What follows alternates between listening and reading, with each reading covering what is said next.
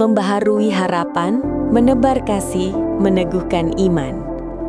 Selasa, 3 Maret 2026. Renungan hari ini diambil dari Filemon 1 ayat 6. Dan aku berdoa agar persekutuanmu di dalam iman turut mengerjakan pengetahuan akan yang baik di antara kita untuk Kristus.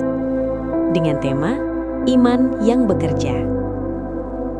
Di sebuah kota kecil, ada seorang pemilik bengkel bernama Pak Johan, seorang Kristen yang taat dan penolong. Dia memiliki seorang asisten muda bernama Rian, yang sudah dianggapnya seperti anak sendiri. Pak Johan mengajari Rian mekanik, memberinya tempat tinggal, bahkan mempercayakan kunci brankas bengkel kepadanya. Namun suatu malam, Rian menghilang dan membawa lari uang setoran pelanggan sebesar 50 juta rupiah. Uang yang seharusnya digunakan Pak Johan untuk membayar gaji karyawan lain dan cicilan alat bengkel. Pak Johan harus berjuang keras memulihkan bengkelnya. Suatu hari, pintu bengkelnya terbuka. Di sana berdiri Rian. Penampilannya kusam, kurus, dan ia gemetar. Rian tidak datang untuk mengembalikan uang karena uang itu sudah habis untuk judi dan hidup lari-larian. Ia datang hanya untuk meminta maaf karena hidupnya hancur oleh rasa bersalah.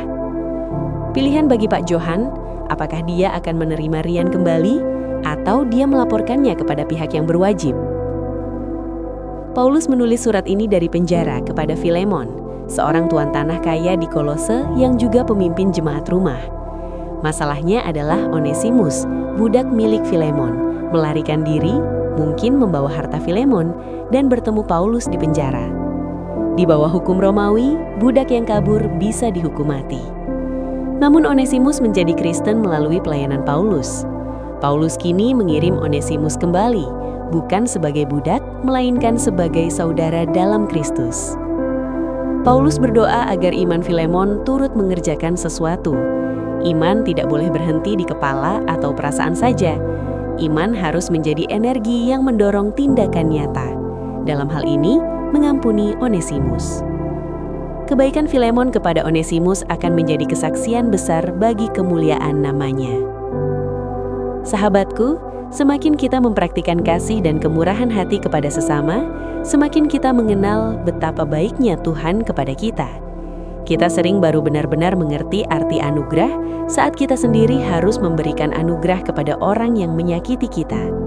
Dengan begitu, iman kita semakin matang, dan iman yang matang adalah iman yang mampu melihat wajah Kristus dalam diri sesama, bahkan dalam diri orang yang pernah mengecewakan kita. Mari kita berdoa. Ya Tuhan, ajar kami untuk mampu menunjukkan kasih bahkan kepada orang-orang yang pernah menyakiti kami.